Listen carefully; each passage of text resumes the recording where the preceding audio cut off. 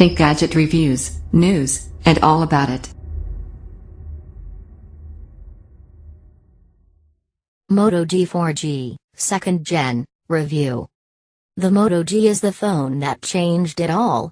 When the first model arrived in 2013, it showed us that a brand-name handset costing around £140 could give you an Android experience not a million miles away from that of a £300, £500 flagship. We were sold. And now Motorola has tweaked the formula with a 5-inch screen and 4G. It's up to speed on hardware. The only worry now is that Android Lollipop actually leaves the phone feeling slower than the original did 2 years ago. You can't win 'em all. Back in black. Part of what makes the Motorola Moto G formula so appealing is its apparent lack of ego and look-at-me posturing. You get simple, fuss-free software and a pretty straightforward design here. It comes in black or white, and it's slow on flourishes and fancy bits. There's just the Moto logo on the back, the silvery bars on the front, and the little characteristic dimple on the rear to mark this out as a Moto phone. It walks the line between pleasantly plain and boring well, but if anything I prefer the even more vanilla 1st Gen Moto G, now that really was a fuss-free phone. This newer design is larger too. While its 5-inch screen isn't huge compared with many of 2015's smartphone behemoths, it's thicker than most at 11mm. But palm filler or not, it feels good regardless, as the rear is smooth and curvy and has a finger-charming soft touch finish. The build quality here is a cut above what you'd get on a lot of cheap phones too. While the back is covered by a plastic shell, the rest of the Moto G frame is a solid chunk of plastic. No creakiness here, and the screen is swathed in good old Gorilla Glass 3 too. It's tough and pretty scratch-resistant. Also unusual for a cheaper phone, the Moto G has stereo front speakers. Don't go expecting HTC One M9 grade audio goodness, as audio quality is still within the smartphone norm, but you do at least get respectable volume. It can spar with your kitchen extractor fan, and that's the modern benchmark to beat. The wonder. What really makes the Moto G stand out among budget rivals from the likes of Sony and Samsung, though, is its screen. As with previous models, you get 720p HD resolution. While not quite enough to get you absolutely pristine sharpness, it's close enough that, 90% of the time, you won't notice what slight pixelation there is. Sure, I'd be complaining if this was a £300 phone, but given that it costs half that, it's totally justified here. It's the same with the display's colors. While you won't get the deepest, richest color palette as you would on a Sony's Xperia Z3 Plus, the color tone looks natural and the slightly warm white balance is very easy on the eyes. This is an IPS LCD screen, so you get pretty good viewing angles, and outdoors visibility is also fine.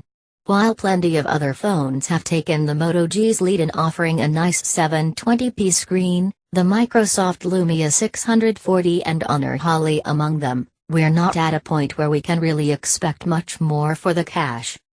Sure, the Vodafone Smart Ultra 6 gets you a bigger 1080p for even less cash, £125, but it's effectively subsidized by Vodafone, so it's not really a fair comparison. Performance anxiety. There's just one area where the Moto G lets itself down. And it may surprise. Its performance. As with some other budget Android Lollipop phones, it's slow at times. This was never an issue when the Moto G had Android KitKat, but it is one now.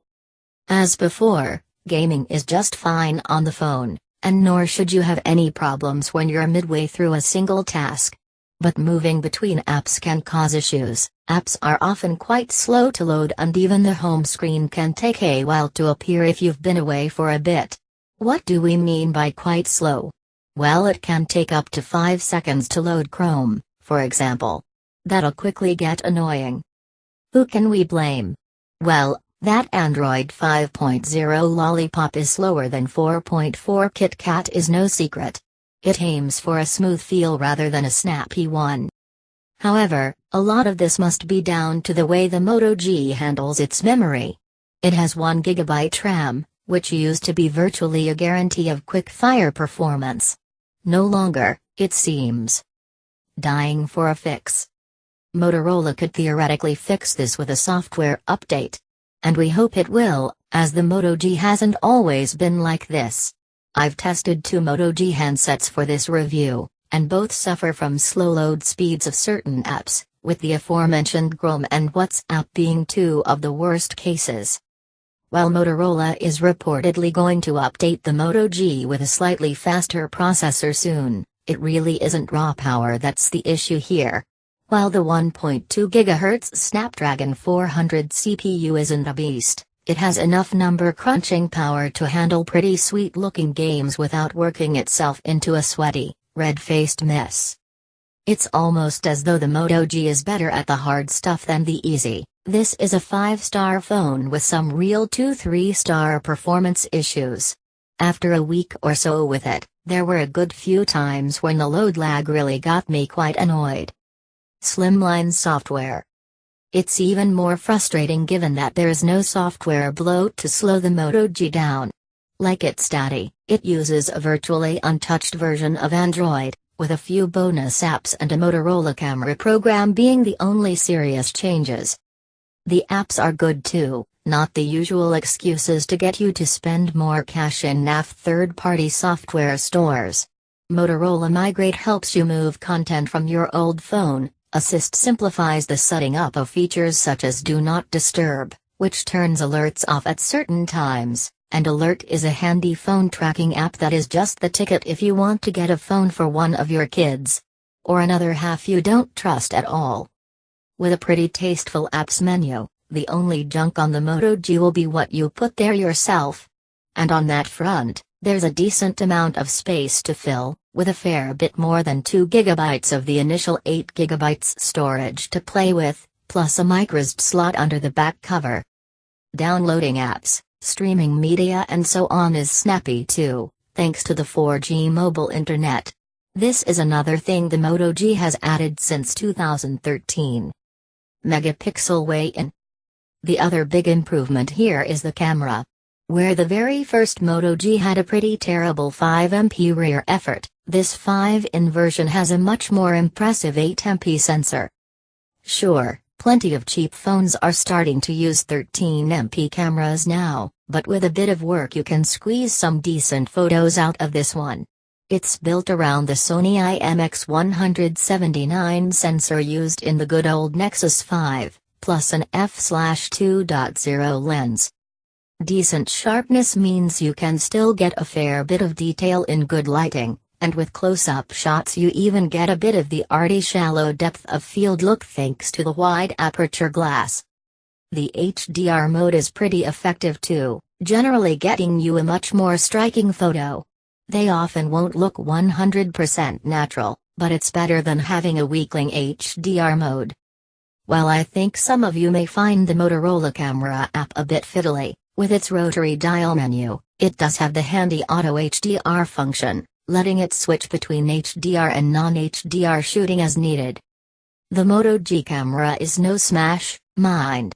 In certain lighting conditions, general dodgy indoors light, the colors get a bit lifeless. And at the best of times they don't have the subtlety of a high-end phone camera. The Moto G will do the job for casual everyday shooting, though.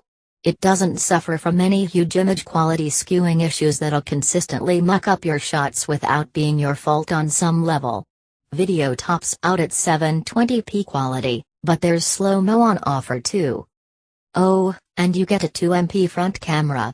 As with the rear one, it's nothing special but not disastrous either.